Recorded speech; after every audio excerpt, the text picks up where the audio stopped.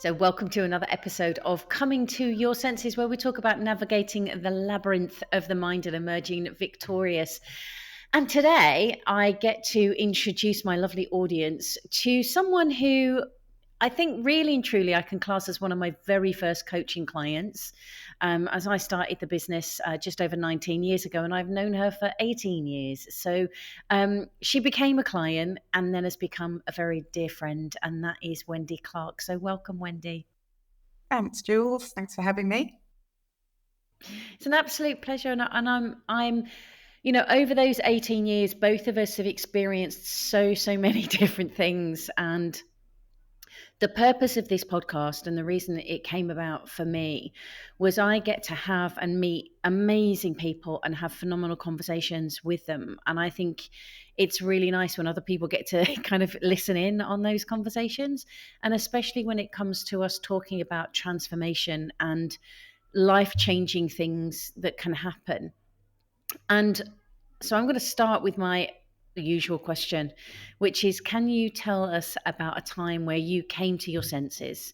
So one of those moments where life gave you a nudge or a shove or good old push to make a change or come to a realization, and where and what that led you to. Yeah. So, as you said, it was probably about 18 years ago when we first met, and I still remember how I reached out to you as well. As that you'd written an article in a local newspaper, and it was about confidence and making changes, as I recall. And it was just right time, right place, right article to read at that time. So I reached out to you, and I think it was like, back into 2006, something like that. And I just had this innate feeling that, something, just wasn't quite content in how things were traveling at that point in time. Don't get me wrong. It was, I had a good life, and but something, there must be more to life was where I was at. And anyway, fast forward a couple of months, and we'd met, and also now I realize if I was one of your first clients, Jules, thanks for you did a great job practicing on me. Well, I set up business in talking. 2005, so it would only have been sort of like 18 months into the business that when I met you. So yeah.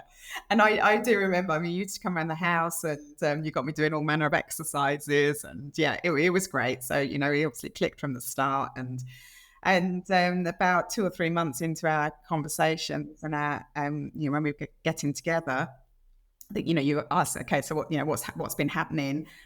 And I came up with so I've been thinking, I'm going to move to Australia, but, not quite sure if I should or what that's going to involve, or so then proceeded. And I let's think put that in about context. You'd never been to Australia. Let's just put that in context there. Thinking that all the family are going to move to Australia, but none of us have ever been. yeah, never been, and didn't know anyone there. Didn't have any family there. Yeah, but they spoke English and drove on the same side of the road. So, and I think the prompt for that was blue skies and sunshine, which I know a lot of people, that is a reason, especially coming from the UK. But really as well, I think the kids being the age that they were at the time, which was 9 and 7, giving them more choice and options down the track. And that's was probably a big driver at that point in time. So basically there was about a 10-month period after that where you handheld me through the process, and we came up with some really great stuff. I think when you through making that become a reality. And I mean, I think the thing that stands out in my mind that was particularly helpful, and especially because it involved the kids, involved the whole family, was the vision board, which was just brilliant because the kids contributed to that as well. They were actively, magazines, a lot more sort of printed material was a lot more prevalent back then. God, sounds old, but it's true. Magazines, newspapers, And what was fascinating was as soon as, you put your mind to something, all these things start popping in. And yeah, picking up a magazine and seeing a picture of a beach in Australia, to cut that out, pop that in. Just starting to sort of create what that might look like. And then we also had another vision board, which was, right, kids, we've got, less than 12 months in the UK. What do you want to do? Where do you want to go? Make lists of places that you've always wanted to see, or places that you want to revisit.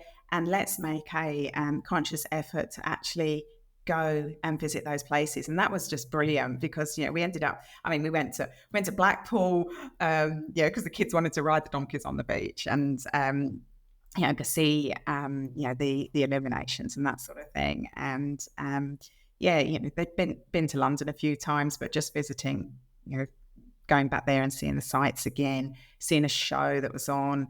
That really got them involved in that process as well. So when it came to the crunch, move time, it was a relatively seamless move, no real surprises, other than no one's been to Australia before. So, yeah.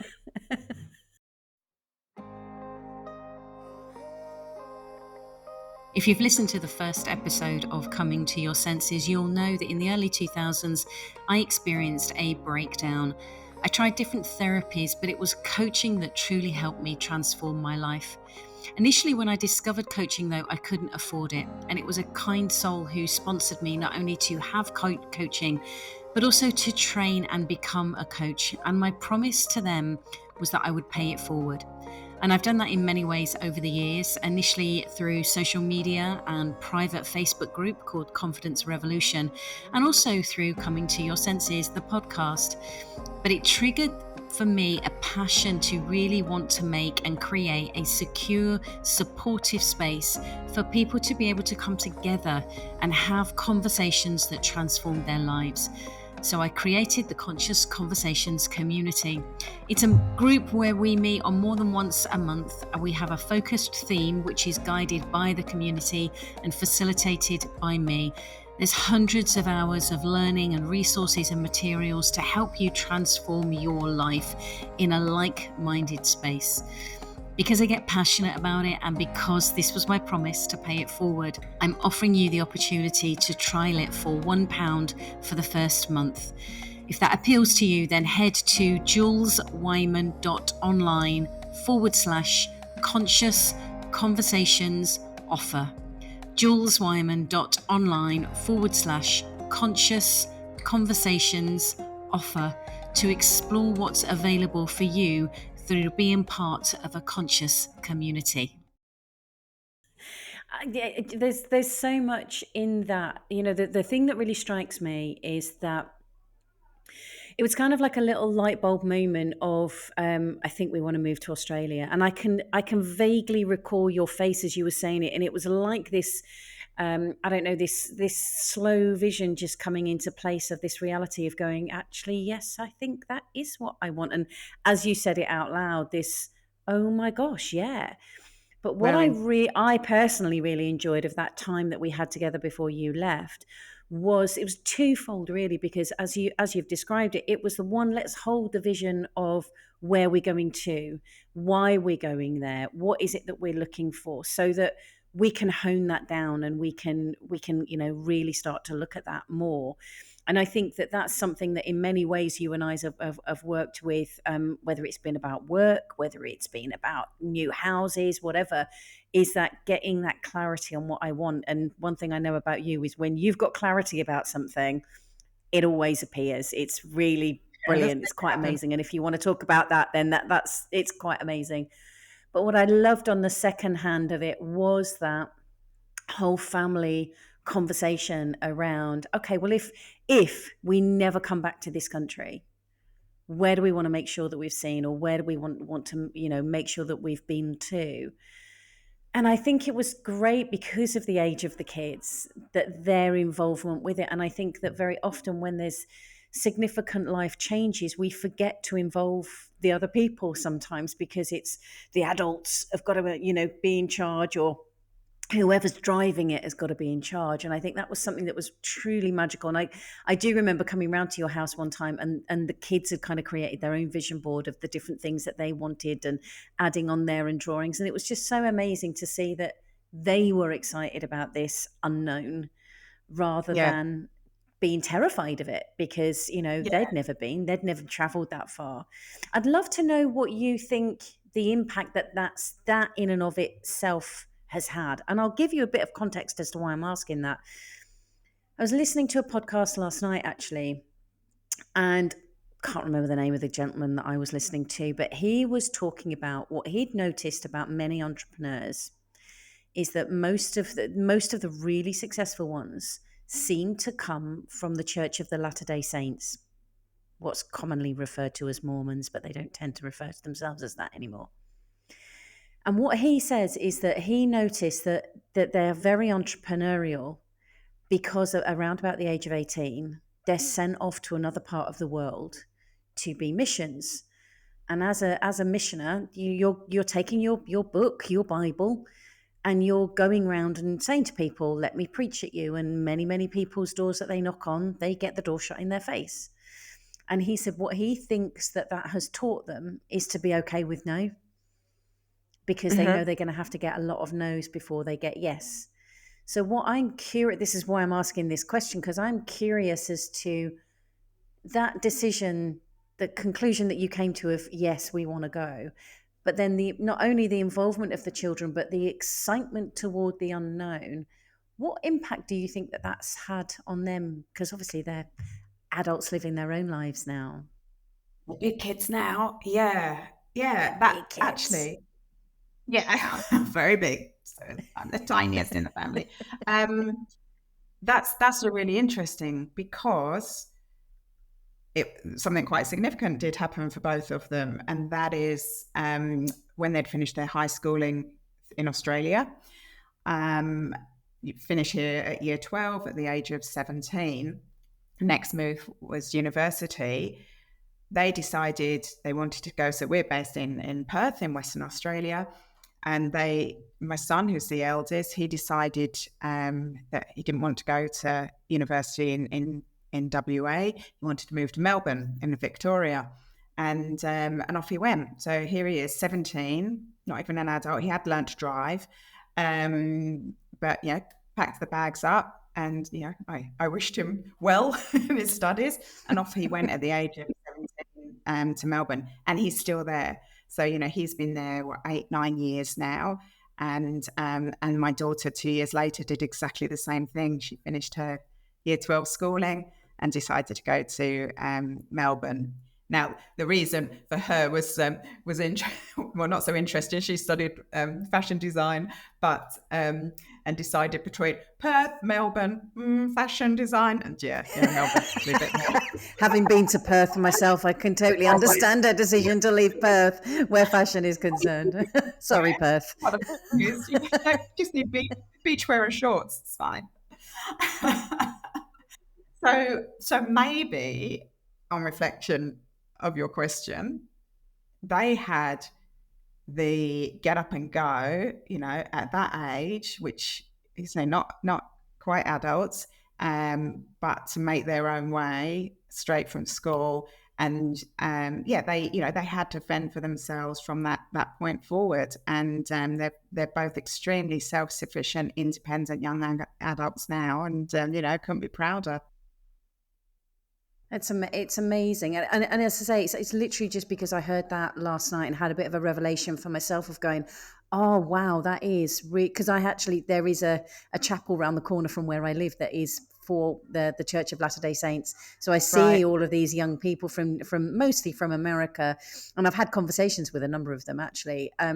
And it was when he said that I was like, yeah, because they get no's left, right, and centre, but they still have a smile on their face and they just go on to the next person. I just thought, what an amazing, tough, but what an amazing thing to learn at the age of 18, and the impact that could then have. It's building resilience, isn't it? I mean, I think that's one fundamental trait. If you could instill in people from as young an age as possible, is that resilience to be able to pick yourself up, dust yourself off. And I think, you know, that's just a absolute cornerstone of you know, helping you get the best out of life moving forward. So what would you say then has been the biggest impact on you of, because I'm not even going to ask the question as whether you're happy there and whether you'd want to come back to the UK, because Oh, it's horrible. the answer to that is obviously no. If And for I no have other just been reason back than to the the weather. UK. Yeah, I have just been Say back to the that, say that again. I have just Yes, been back yes, to we. the UK. Yes, yeah. So yeah, no, which is a good reminder.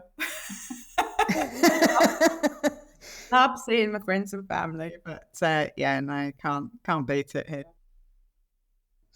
So what would you say has been the biggest impact on you then moving over there, aside from the gorgeous weather? Um, I think it's that just another example, and there's probably been a few throughout life of if you really want something, then you know what can you do to make that become a reality? So I think any big decision, you know, from I mean, to a certain extent, even before moving to Australia, it's kind of, you know, had a bit of a tendency, but never had I made such a big move. You know, and that, you know, there was no fear, there was nothing around it. It was just had this, as you say, got that clarity, and then, and just made, you know, what did I need to do to make that become a reality? And I think that's the thing. Then any decisions, big and small, from you know there on forward has been, you know, have I done absolutely I can? If that's truly what I want, have I done absolutely everything I can to make that happen? Is there still something I could do? And I think, yeah, that's probably the, you know, the the main thing that's come out of it. And I think perhaps the other thing is, what's the worst that can happen, right? Because even with Australia being such a big move, what was the worst that could happen? Just move back to the UK. You know, it wasn't, yes, I'd sold the house, and yes, I sold out the business, and yes, yeah, we had packed everything up, but we could have moved back to the UK. You know, what's the worst case? So it's yeah, I think, you know, giving that sort of safety guard, if you like, just to assess, okay, well, if I do that, yeah, what is the worst? And I know, you know, we've had conversations about that in the past, and you know, you could go to like really really bad. Well, this could happen, but then you kind of challenge that and go, really, how really would that happen? And go, yeah, maybe not. So I think, yeah, that those sort of traits and those behaviours is really, yeah, sort of sets yourself up for many decisions in life. And I think one of the things that I've noticed as a coach is that very often we forget that we've done that numerous times, and that we need to remind ourselves of, do you know what, I made that decision before, and it's not about it being right or wrong, but it did work out or it didn't work out, and I'm still alive. Regardless of the outcome, I'm still alive. I'm still here. Okay, what can I learn from it? And it's goes back to your word of building resilience, of that being a collection of evidence of going, it's okay. And listening to what you're saying there, I'm wondering whether you either overtly or covertly have installed that in the children of what's the worst case that can happen. If you need to move back to Perth, you need to move back to Perth. But if you want to go to Melbourne, go to Melbourne. It's really not a big deal. If you don't enjoy university, then that's fine. We'll find something else. It's that recognition that, I know it's not a phrase that you've just used, but what I hear is there's always a way, and that check in with yourself over and over again. Have I done everything that I can? I love that. And is there anything else that I could be doing that I haven't done? Yeah, and you know, there's always a choice, you know, or a decision. I like the word choice. I think decision, and it probably said, you know, you said to me before, you know, it's decisive, and I can't remember where it originates from, but you know, you can It's to fill cut that in. away from. Uh, So if you think of yeah, incision is to cut into, and decision is to cut away from. So that sounds very, final. It's either this or this. Whereas I think choice is a more gentler, supportive word, uh, that's more, sort of nurturing, encouraging, and yeah, something you mentioned just now as well was it's just a decision. It's just a choice. It's not a right or wrong. It's not the right choice or the wrong choice, and that's massive. And I use that all the time, all the time. Both professionally and personally. You just say, yeah, it's just make the decision. Yeah, just move. So you're moving forward all the time, not just getting stuck. Yeah. So to pick up on something that you said earlier, what I'm always curious about is because I know what it's like for me when I get a kind of an inkling of something. I get this, I just know, and that's how you phrased it earlier. I just know. What is it for you that then enables you? What is that? Just I just know. How would you? How do you experience it? I'm doing this because that's how I experience it. It's something in my body. For those of you who are watching this, I'm indicating my body. Um, and how does that link with clarity, which is another word that you used? How do they show up for you? I think I'm quite a pragmatic person, and I can think of another example that I'll come to in a moment. But I think that clarity, if I've got clarity, then just knowing is easy because there's no it's just easy. I think that's how it shows up. It's like it's kind of meant to happen. I know it's like a bit corny to say, but there's nothing kind of going, are you sure? Are you sure? And obstacles coming in, that doesn't happen. Um, Whereas if obstacles are coming in, it's either because I haven't got clarity or it's just, it's not going to be, I need to, pivot or do something differently. The example that popped into my head there, Jules, was the time we sat on a mountain together, which I always can't remember how many years ago that was, 7 years ago. We sat on a mountain for a week, and it was a point in my career that was in a bit of flux, and it was going through the exercise of, okay, forget the job title, forget where the next move might be to, but just paint that ideal scenario of what would you ideally be doing during your working day, how many hours would you be working a week, what sort of people would you be working for, having to think about whether there was any organizations that I already knew that had those sort of attributes. And we worked through that exercise together, and even to the point of how much did I want to be earning and all that sort of thing. And then about 8 months later, because the process that I was going through at that point in time, about 8 months later along came an opportunity, and I found that list and pulled it out, and I was like, looked down what was my ideal. It was like tick, looked at this opportunity on offer, tick, tick, tick, tick. It was easy. It became a no-brainer to say yes and and make that transition. So that's a combination of that sort of the clarity and the focus, but it's a it does take effort, but then it makes the end result easier. That next move easier. So that's probably a long-winded way of answering what your question was, but I think No, do you know what context. what I really love about what you've said is that when I've got clarity, the knowing's easy. And I think that a lot of people want to jump to they want to jump to the how, and they want to jump to the what's the action points that I need to take right now. And so many of us, and me included, forget to get really clear. And I think the process that you're talking about, which is the ideal job description. And interestingly enough, on the membership at the moment, we're going through a reflect and review of life. And one of the things that I've suggested is, well, write an ideal life. rather than just an ideal job description, write an ideal life. So, you know, what is it like? Who are you waking up with? Where are you waking up? And I think that so often we get caught up in the, yeah, but that's not reality. And it's like, yeah, it may not be your reality right now.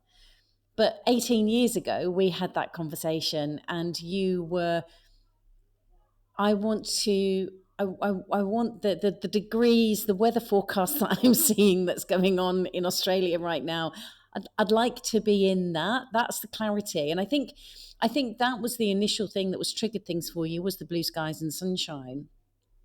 But the more you seemed to look into it, because I know you went to a lot of conferences where there was about the whole move to Australia and what that's like, and how to get work, how to get sponsorship over there, all the different things that you were looking into.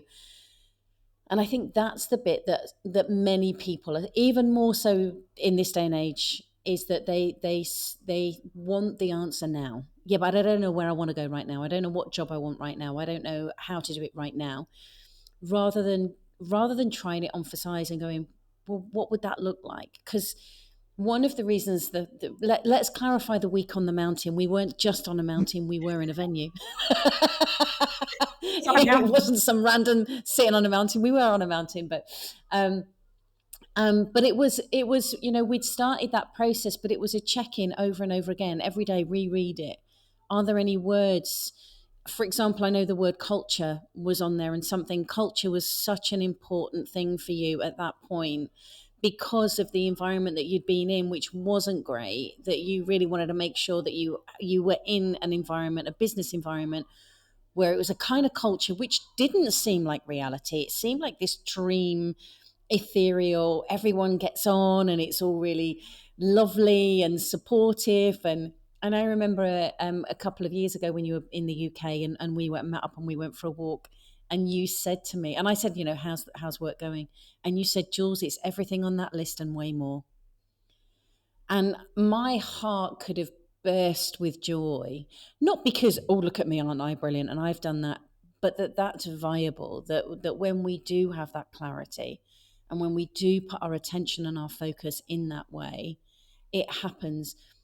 But it didn't happen overnight. It was 8 months to 12 months process. But look at what you've got now. I think is just phenomenal, both with the lifestyle in Australia, but also with that job in particular.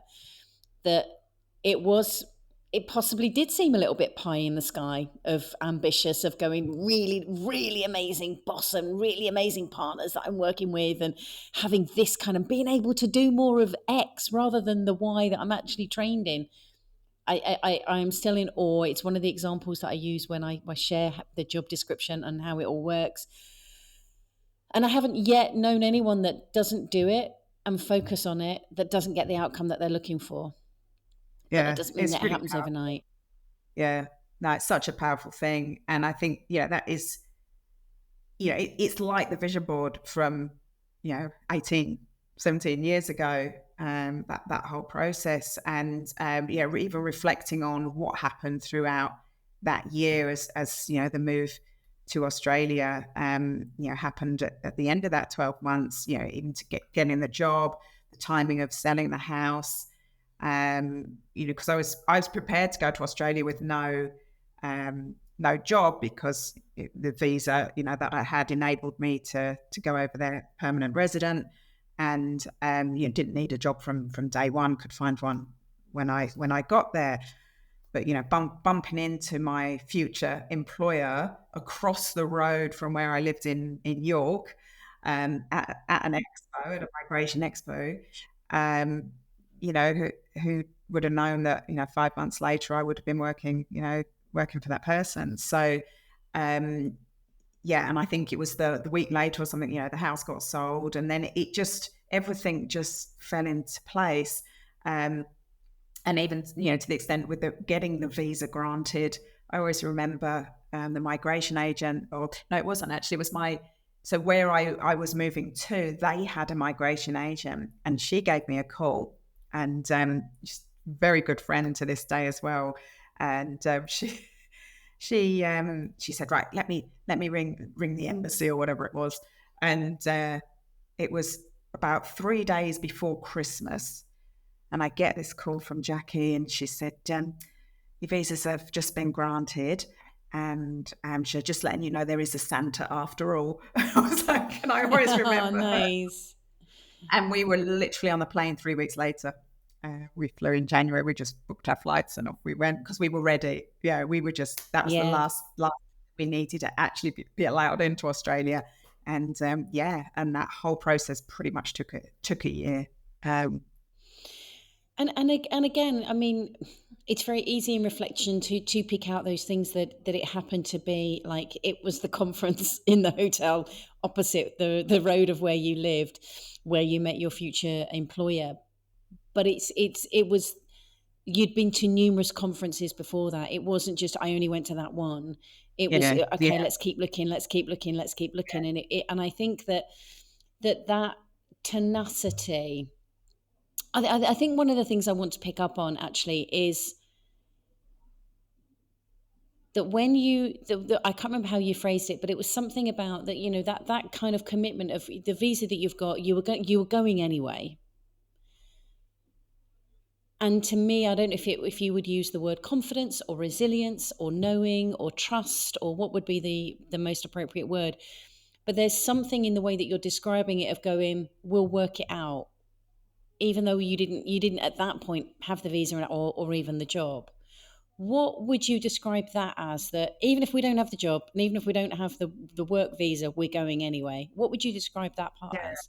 I think it goes back to that. What's the worst that could happen?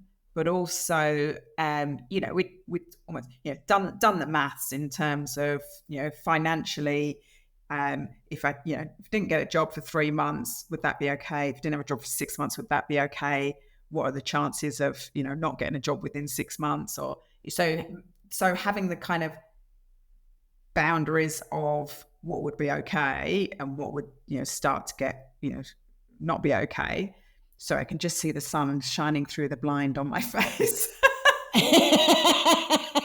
Yeah, all right. The sun is actually shining here as well, just so that you're aware.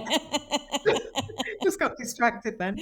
um, yeah, so I think doing planning. I am a bit of a planner.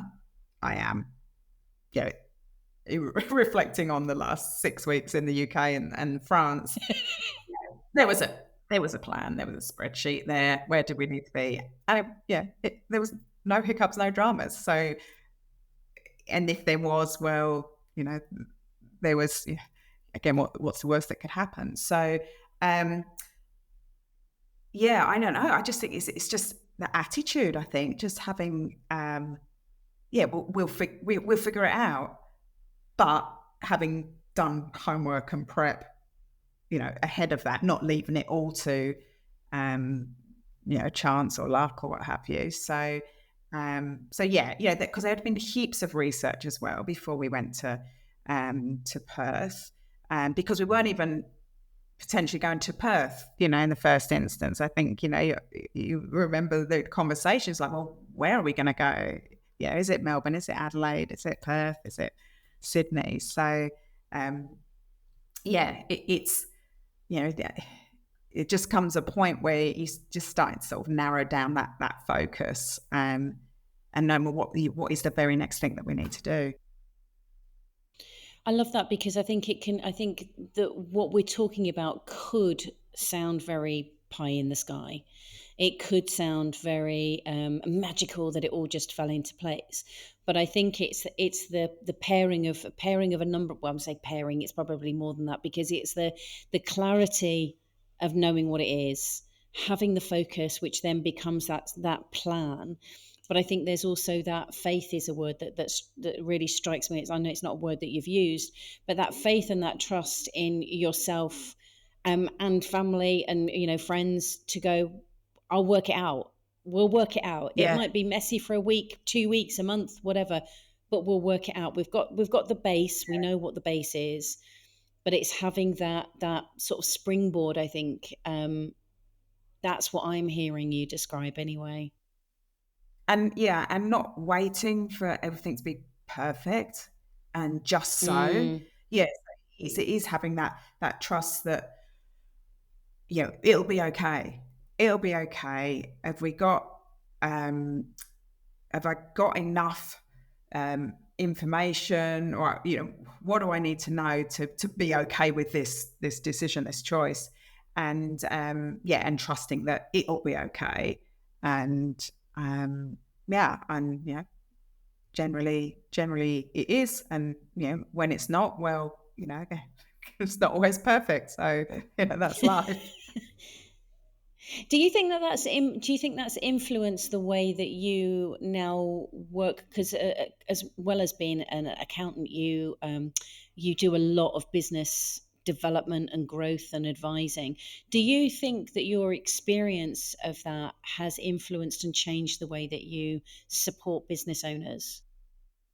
I think my experiences through the coaching that we've had over the years, that you've given me over the years, that that has supported my business advisory, and supporting clients through their growth strategies and scaling up and that sort of thing. So yeah, absolutely. I think at the end of the day, those business owners, are individuals that need support, need the right attitude, need the um, um, structure and network around them to give that next entrepreneurial decision a go, or take their business through that new transition on that new journey. So yeah, this, I think that, these things just go hand in hand. You can't kind of separate that personal aspects from a business. They're just it's prevalent through leadership in many businesses. I'm a huge advocate for any form of sort of personal coaching, life coaching, because you've just got to, bring to the business or bring to work the best version of yourself that you can. Then will happen. Yeah, it's getting rid of the stuff that's weighing you down, isn't it? So that you can walk and lead lighter through life. I often think about and as you know, hot air balloons often are released over York, and there was one on my way in this morning, and it just always, I always remember that for that to get off the ground, it has to let go of some heavy stuff. And I think that that's where going through, listening to what you're talking about, of that, getting clear on what it is that you really want, is letting go of the stuff that you don't, or the stuff that's Yeah, weighing you down, so that you've got that direction of travel. And I love the word attitude. What's the attitude you're bringing to this particular choice or particular meeting or decision that needs to be made within business? How do you especially with those that you work with on a business perspective, how do you support them to bring a different attitude? mm.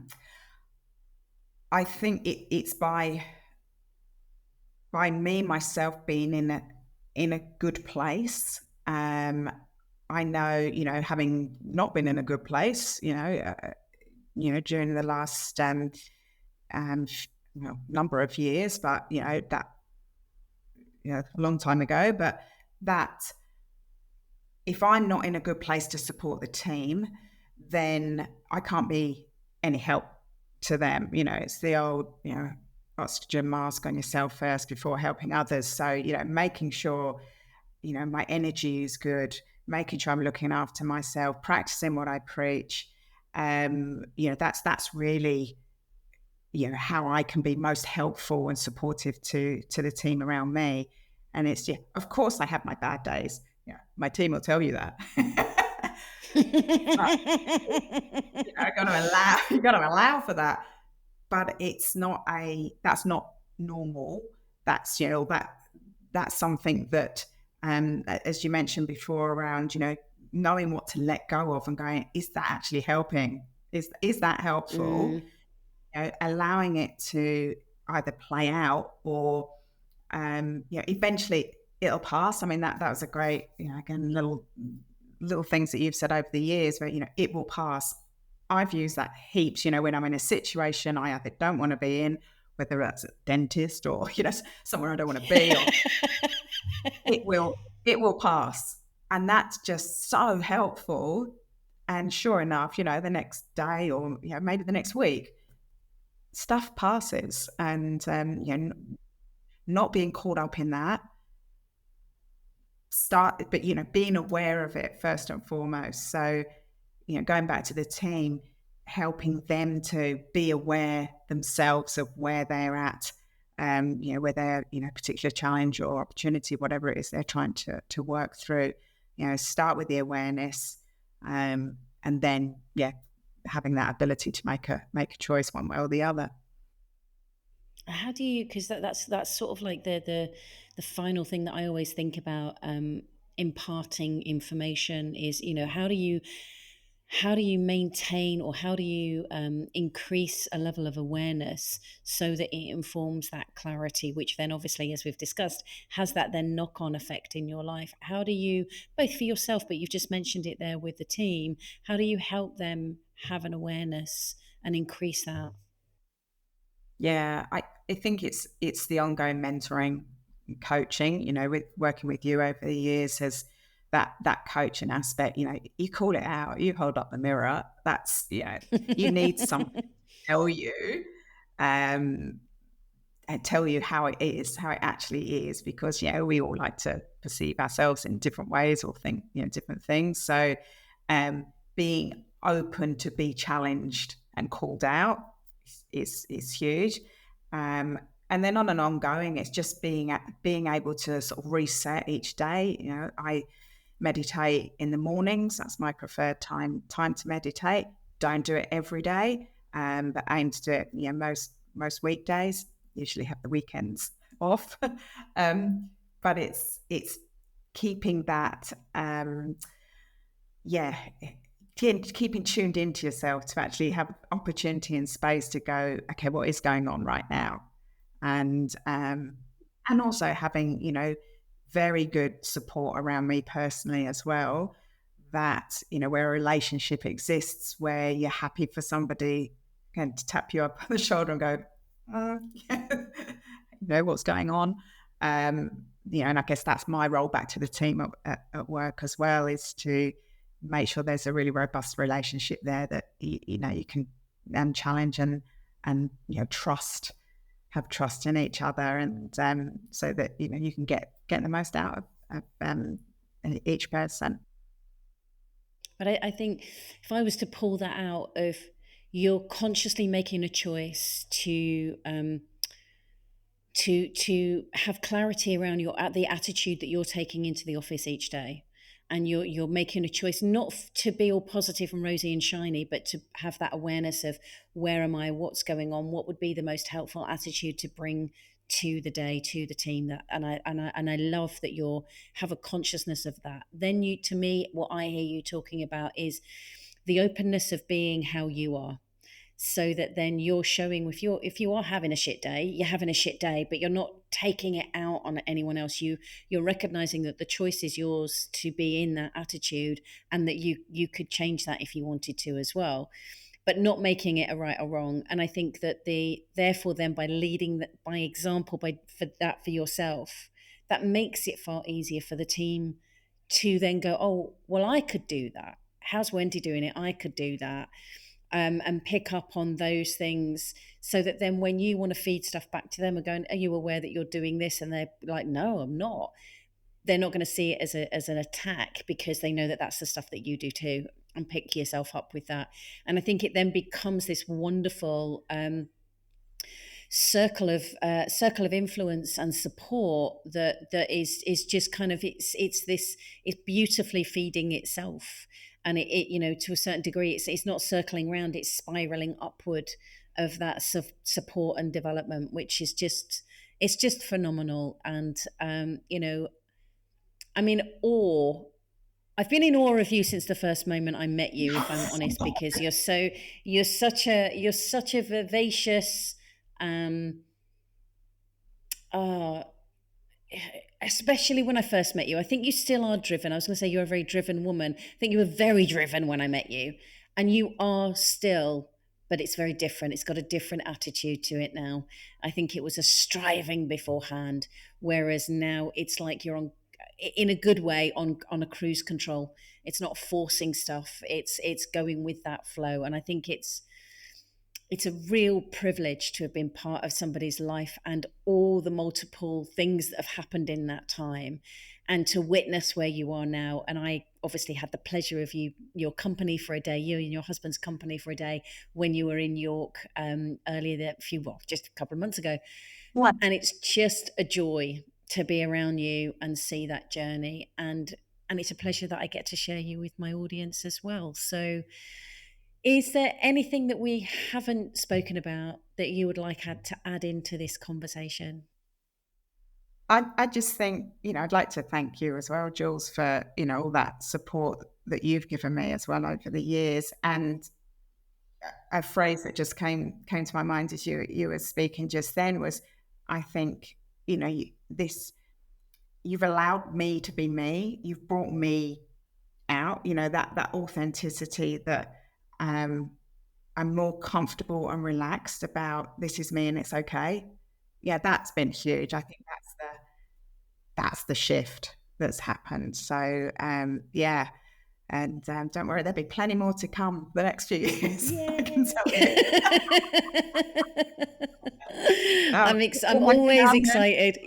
Yeah, exactly. I'm always excited. There's always a project kind of like bubbling off in the background, or an idea percolating or something, which just excites me. And it's joyous, and you bring such a lovely joy to every conversation that we have, even when it's been the toughest of times. And I've seen you at those moments, and yet you've still been in the attitude of, how do I find a way out of this? You've never gone into a place of wallow, which has been an inspiration to be part of. So I thank you for that. And thank you for sharing what you've shared today, because I'm pretty sure whether it's people want to move to Australia, and as you can see, look, I have the sun on me as well. Look, it's sunny in York today. But I think that, whether you inspire people to move to Perth, which I know that you're obviously always trying to do with me, or whether you just inspire people to check in with that attitude each day and see what they're bringing to the day, and everything in between that. I think this has been a really potent conversation, and I'm very grateful. So thank you very much for sharing your time. Thanks, Jules.